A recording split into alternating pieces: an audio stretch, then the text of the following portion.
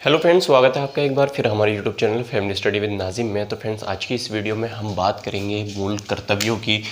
आज हम बात करेंगे इस चैप्टर में या इस वीडियो में मूल कर्तव्यों की। तो फ्रेंड, जैसे कि आप सभी को पता है, मूल अधिकार एवं मूल कर्तव्य ये एक दूसरे से संबंधित है, परंतु मूल अधिकार जो है यानी कि हमारे मौलिक अधिकार जो है वो न्यायोचित है और हमारे जो मूल कर्तव्य हैं ये हमारे गैर न्यायोचित है राज्य के नीति निर्देशक तत्वों में। तो फ्रेंड, मूल कर्तव्यों को ऐसे नहीं है कि पहले नहीं रखा गया था। हालांकि ये बात सच है कि इन्हें बाद में 1942वें संविधान संशोधन द्वारा इन्हें संविधान में रखा गया, परंतु ये कहीं ना कहीं राज्य के नीति निर्देशक तत्वों में समाहित थे।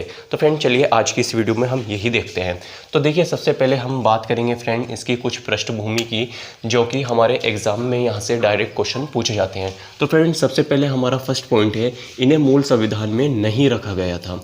तो फ्रेंड, यहाँ से अक्सर एग्ज़ाम में स्टेटमेंट के तौर पर एग्ज़ाम में क्वेश्चन पूछा जाता है, क्या मूल कर्तव्य या मौलिक कर्तव्यों को संविधान में रखा गया था? मूल संविधान में तो फ्रेंड्स इन्हें नहीं रखा गया था। तो फ्रेंड, ये यहाँ से आपको एक पॉइंट्स ये याद रखना है। और फिर बात करें, अगर इन्हें अब वर्तमान में हम इनकी स्थिति की बात देखें तो फ्रेंड इन्हें वर्तमान में संविधान में रखा गया था। तो अब कैसे रखा गया? तो फ्रेंड, 42वें संविधान संशोधन 1976 द्वारा इन्हें संविधान में रखा गया था। अब संविधान में इन्हें रख तो दिया, अब कहाँ पर रखा गया था? यहाँ से भी एग्जाम में डायरेक्ट क्वेश्चन पूछा जाता है। तो फ्रेंड, भाग 4 के में अनुच्छेद 51A, भाग यहाँ पर लिख देता हूँ, भाग 4 के में और अनुच्छेद 51A या के में मूल कर्तव्यों को रखा गया था। अब बात आती है, देखिए, जब हमने मूल कर्तव्यों को रख दिया संविधान में तो इसमें कितने अनुच्छेद थे? तो फ्रेंड, अगर हम बात करें, मूल संविधान में 10 मूल कर्तव्यों को रखा गया था। 10 मूल कर्तव्यों को रखा गया था। प्रारंभ में मूल कर्तव्यों को संविधान में 10 मूल कर्तव्यों को रखा गया था। फिर देखते हैं फ्रेंड, अगर हम बात करें वर्तमान में, तो वर्तमान में हमारे मूल कर्तव्य 11 है। अब बात आती है कि यहाँ से एग्जाम में क्वेश्चन पूछा जाता है, 11वां मूल कर्तव्य संविधान में कब जोड़ा गया? यह किस संविधान संशोधन द्वारा? तो फ्रेंड, 86वां संविधान संशोधन हुआ था 2002 में। तो फ्रेंड, इसके तहत ही संविधान में 11वां मूल कर्तव्य जोड़ा गया। तो फ्रेंड, यहाँ से आपको ये इतनी बातें याद रखनी है, यहाँ से डायरेक्ट एग्जाम में प्रश्न आते हैं। अब बात आती है फ्रेंड, हमें जैसा पता है कि संविधान में हमारे विभिन्न देशों से जो भी अच्छी बातें थी वो हमने ग्रहण की है या प्रेरित होकर अपने संविधान में रखी हैं। तो फ्रेंड, ऐसी बात आती है मूल कर्तव्यों की। तो मूल कर्तव्य हमने किस संविधान से प्रेरित होकर या किसके देश के संविधान से प्रेरित होकर अपने संविधान में जोड़ा? तो फ्रेंड, मूल कर्तव्यों को रूसी संविधान, देखिए, रूसी संविधान से प्रभावित होकर लिया था। किसे? मूल कर्तव्यों को। तो यहाँ से आपको एक ये भी पॉइंट याद रखना है, किस देश के संविधान से? रूसी संविधान से। तो फ्रेंड्स, आई होप आपको यहाँ तक अभी तक ये सारी चीज़ें क्लियर हो गए होंगी। तो फ्रेंड, जैसे कि एक समिति की सिफारिश पर, एक समिति बहुत ज़्यादा इम्पोर्टेंट है यहाँ पर, जो कि है स्वर्ण सिंह समिति। आपको पता है राष्ट्रीय आपातकाल चल रहा था 1975 से लेकर 1977। तो हमारी जो सत्ता में जो सरकार थी वो थी केंद्र सरकार। तो केंद्र सरकार ने ही, कांग्रेस की केंद्र सरकार ने एक समिति का गठन किया था जिसका नाम था स्वर्ण सिंह समिति, और उसने ही सिफारिश की थी कि अब हमारे संविधान में मूल कर्तव्यों को रखा जाए। तो फ्रेंड, अब बात आती है यहाँ से जो प्रश्न पूछा जाता है फ्रेंड्स स्वर्ण सिंह समिति से, तो इसने प्रारंभ में जो है इसने मूलतः 8 कर्तव्यों की मांग की गई थी, परंतु केंद्र सरकार में जो कांग्रेस सरकार थी उसने 10 मूल कर्तव्यों को संविधान में रखा गया था। तो आपको ये बात याद रखनी है, मूलतः संविधान में कितने मूल कर्तव्यों को रखा गया था? 10 कर्तव्यों को रखा गया था। अगर हम स्वर्ण सिंह समिति की बात करें तो उसकी सिफारिश थी कि 8 कर्तव्यों को संविधान में रखा जाए। तो फ्रेंड, आई होप आपको ये समझ में आ गया होगा। तो फ्रेंड, चलिए आगे देखते हैं। तो फ्रेंड्स, आगे है 11 मूल कर्तव्य देखेंगे हम। यहाँ से डायरेक्ट एग्जाम में क्वेश्चन पूछा जाता है, अक्सर इनके क्रम से भी क्वेश्चन पूछा जाता है कि कौन से नंबर पे हमारा मूल कर्तव्य है। तो फ्रेंड, यहाँ से आपको स्टेटमेंट दे दिया जाएगा कि देश की रक्षा करें और आह्वान किए जाने पर राष्ट्र की सेवा करें। बताइए कि कौन से नंबर का ये मौलिक कर्तव्य है? तो कौन सा नंबर का मौलिक कर्तव्य है? चौथे नंबर का मौलिक कर्तव्य है। तो फ्रेंड्स हम एक एक करके सभी मूल कर्तव्यों को पढ़ेंगे। तो फ्रेंड्स सबसे पहला हमारा फर्स्ट मूल कर्तव्य है संविधान का पालन करें। देखिए फ्रेंड्स, क्या संविधान में ये जो मूल कर्तव्य जोड़े गए ये ऐसे ही जोड़े गए? ऐसा कुछ नहीं है। बहुत सोच समझकर, बहुत सोच विचार करके इन मूल कर्तव्यों को रखा गया है। जैसे कि हमें पता है कि हमारे देश में सबसे ऊपर क्या है, हमारे देश में सबसे ऊपर क्या है, संविधान है। तो सबसे पहले हमारा यहाँ पर मूल कर्तव्य यही होना चाहिए कि संविधान का पालन करें और उसके आदर्शों, संस्थाओं, राष्ट्रध्वज और राष्ट्रगान का आदर करें। यानी कि हमारे देश में जो सबसे महत्वपूर्ण चीज़ है संविधान, तो संविधान का आप पालन करेंगे और उसके जो राष्ट्रगीत है, राष्ट्रगान है या राष्ट्रीय चिन्ह है, आप उसका सम्मान करेंगे, उसके आदर्शों का। तो फ्रेंड यहाँ से आई होप आपको ये याद हो गया होगा। याद रखना बहुत ईजी है, दोनों सभी मूल कर्तव्य जो है एक दूसरे से इंटरलिंक है।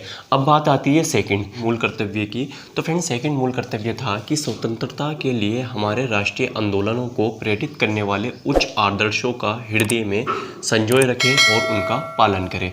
तो देखिए फ्रेंड कैसे याद रख सकते हैं। सबसे पहले हमारा क्या था, संविधान था। अब संविधान बनाने में किसका महत्वपूर्ण योगदान है? तो हमें जो स्वतंत्रता दिलाई थी ब्रिटिशों से यानी कि अंग्रेज़ों से, तो किसने दिलाई थी? स्वतंत्रता सेनानियों ने।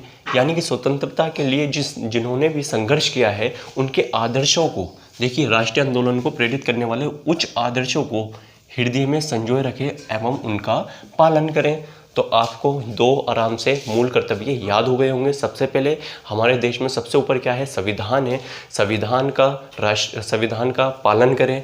और क्या है, राष्ट्रगीत है, राष्ट्रीय गान है और राष्ट्रध्वज है। यानी कि ऐसी चीज़ों का क्या करें, आदर करें, ऐसी चीज़ों का आदर करें। फिर बात आती है कि अगर ये चीज़ संविधान आया तो कैसा आया, यानी कि स्वतंत्रता दिलाने के बाद आया।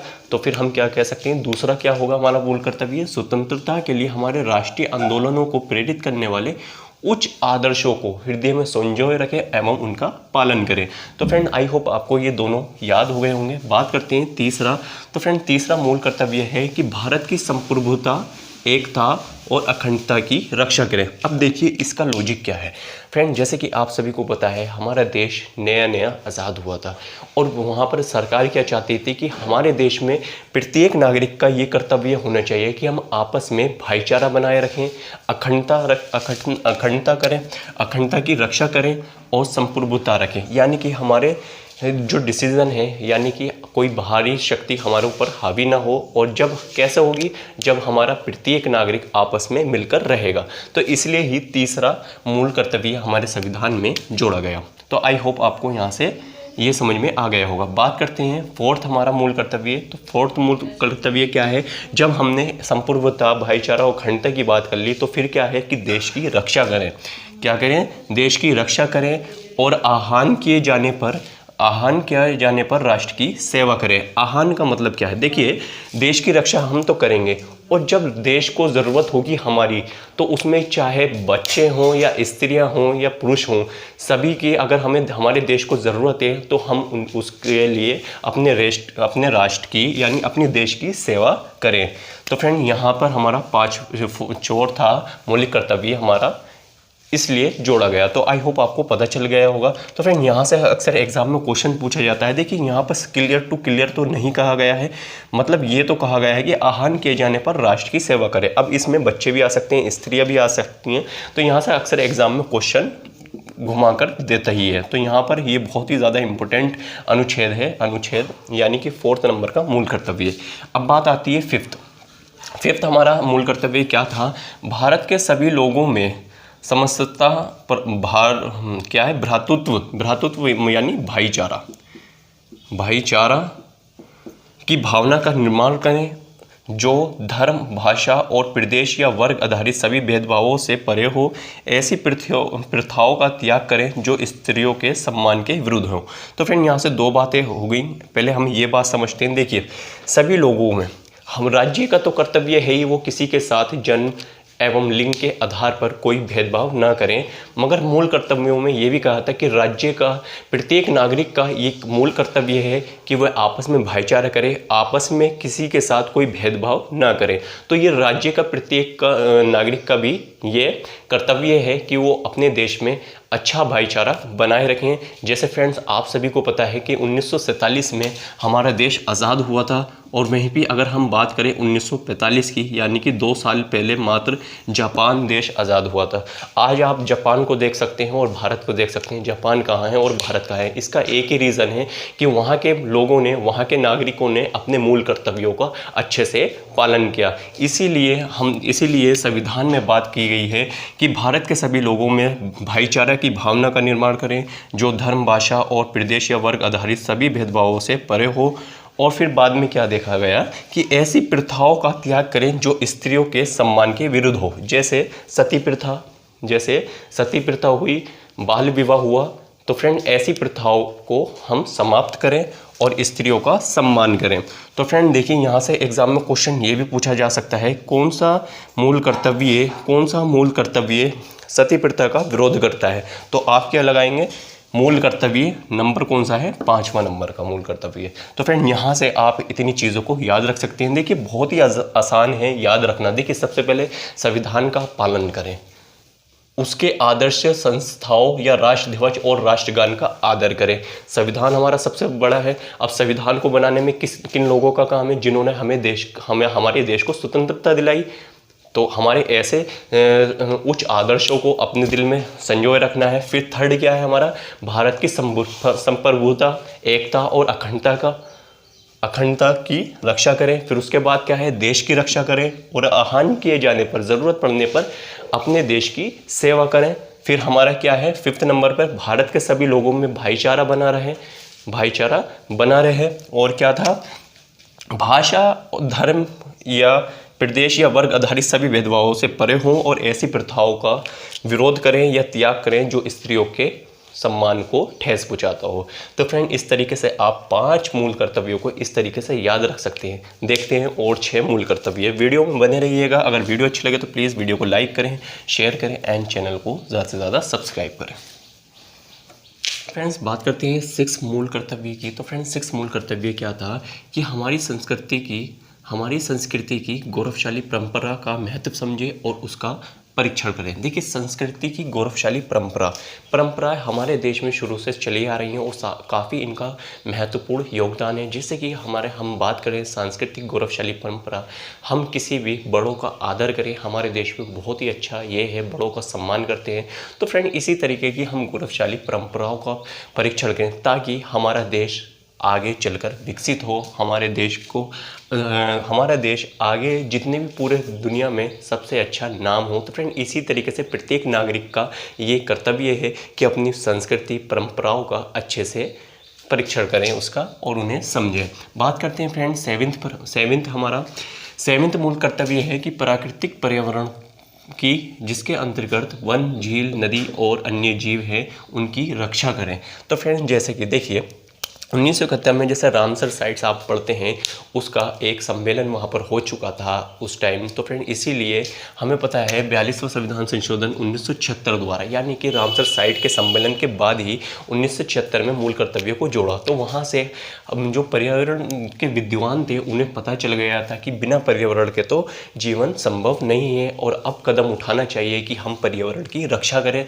तो फ्रेंड उसी के मद्देनज़र रखते हुए हमारे मूल कर्तव्य में पर्यावरण के लिए एक मूल कर्तव्य जोड़ा गया। और फ्रेंड देखिए राष्ट्र तो इस पर काम करता ही है, मगर प्रत्येक नागरिक, जब तक किसी भी देश का प्रत्येक नागरिक इस बारे में जागरूकता नहीं फैलाएगा, जागरूक नहीं होगा, ये पॉसिबल नहीं है। इसलिए आप भी प्राकृतिक पर्यावरण का संरक्षण करें एवं वन्य जीवों की रक्षा करें। बात करते हैं फ्रेंड 8वां मूल कर्तव्य। तो 8वां मूल कर्तव्य क्या था कि वैज्ञानिक दृष्टिकोण, मानववाद और ज्ञानार्जन तथा सुधार की भावना का विकास करें। तो यहाँ पर वैज्ञानिक दृष्टिकोण का मतलब क्या है, तो फ्रेंड उस टाइम में प्राचीन काल से ही हमारे जो देश में परंपराएं चलती आ रही थी या जादू टोना चलता आ रहा था, ये उसे ही ख़त्म करने की भावनाओं को देखते हुए वैज्ञानिक दृष्टिकोण मानववाद का मूल कर्तव्य जोड़ा गया था। यानी कि अंधविश्वास से हम दूर रहें और वैज्ञानिक सोच को डेवलप करें, तभी हमारे देश का जाकर विकास होगा, ज्ञान अर्जन करें। तो फ्रेंड इसके मद्देनज़र रखते हुए ये इसलिए 8वां मूल कर्तव्य संविधान में जोड़ा गया था। तो फ्रेंड बहुत इंपॉर्टेंट है, ये भी अक्सर यहाँ से एग्जाम में क्वेश्चन पूछा जाता है। बात आती है 9वां, सार्वजनिक संपत्ति को सुरक्षित रखें और हिंसा से दूर रहे। अब देखिए, आपातकाल की स्थितियां चल रही थी, काफ़ी हिंसा का माहौल बना हुआ था, जैसे कि आप देखते हैं। तो फ्रेंड वहाँ पर एक मूल कर्तव्यों को रखा गया कि सरकारी संपत्ति को नुकसान ना पहुँचाए। अब नया देश, उस टाइम भारत की अर्थव्यवस्था इतनी ठीक नहीं थी, इसलिए ही इस मूल कर्तव्यों को संविधान में जोड़ा गया था ताकि सार्वजनिक संपत्ति को सुरक्षित रखा जा सके। अब जब हम सार्वजनिक संपत्ति को सुरक्षित रखेंगे, कहीं ना कहीं से हमारा भी उसमें डेवलप होगा। तो इसलिए ऐसी भावनाओं को रखा गया था और हिंसा से दूर रहे। तो फ्रेंड इसलिए नवा मूल कर्तव्य संविधान में जोड़ा गया था। बात आती है 10वां। तो 10वां मूल कर्तव्य क्या था? व्यक्तिगत और सामूहिक गतिविधियों के सभी क्षेत्रों में उत्कर्ष की ओर बढ़ने का सतत प्रयास करें, जिससे राष्ट्र निरंतर बढ़ते हुए प्रगति और उपलब्धियों की नई ऊंचाइयों को छू ले। यानी कि देखिए, हम क्या करना है, हमें अपने साथ अभी का तो विकास करना है, यानी सतत विकास भी करना है, ताकि हमारी भावी पीढ़ियों को भी इसका लाभ पहुंचा सकें हम इसका। ऐसा नहीं है कि पर्यावरण का अभी सभी यूज़ कर लिया जाए और आने वाली पीढ़ियों को उससे वंचित रखा जाए। तो फ्रेंड अब बात आती है लास्ट मूल कर्तव्य, जो कि 86वां संविधान संशोधन द्वारा 2002 में जोड़ा गया था। क्या था? 6 से 14 वर्ष तक उम्र के अपने बच्चों को शिक्षा के अवसर उपलब्ध कराना। यानी कि प्रत्येक माता पिता का ये कर्तव्य है कि वो 6 से 14 वर्ष के बच्चों को प्राथमिक शिक्षा उपलब्ध कराए। और फ्रेंड ये 86वां संविधान संशोधन 2002 में इसे रखा गया था। तो फ्रेंड यहाँ से हमने 11 मूल कर्तव्य देखे, कुछ हमने मूल कर्तव्यों की पृष्ठभूमि देखी कि कैसे संविधान में मूल कर्तव्यों को जोड़ा गया था और कौन कौन से संविधान संशोधन किए गए थे। तो फ्रेंड्स आई होप, हम आशा करते हैं जब आप इसके मूल कर्तव्यों का MCQ देखेंगे या PYQ देखेंगे तो आपके यहाँ से सारे एग्जाम में क्वेश्चन क्लियर हो जाएंगे, अगर आपको ये कॉन्सेप्ट क्लियर है। और याद रखना बहुत ईजी है, आप ये सभी एक दूसरे से इंटरलिंक है। जब आप एक दो बार प्रैक्टिस करेंगे या रिवीजन करेंगे तो आपको सब याद हो जाएगा। हम आशा करते हैं जब भी आप इनकी क्वेश्चन लगाएंगे, और वैसे भी हम भी लेकर आएंगे क्वेश्चन कराने के लिए इनके, तो आपके सारे क्वेश्चन ठीक होंगे। तो फ्रेंड इसी टाइप की वीडियो पाने के लिए आप हमारे चैनल को कर सकते हैं सब्सक्राइब। थैंक यू, मिलते हैं नेक्स्ट वीडियो में।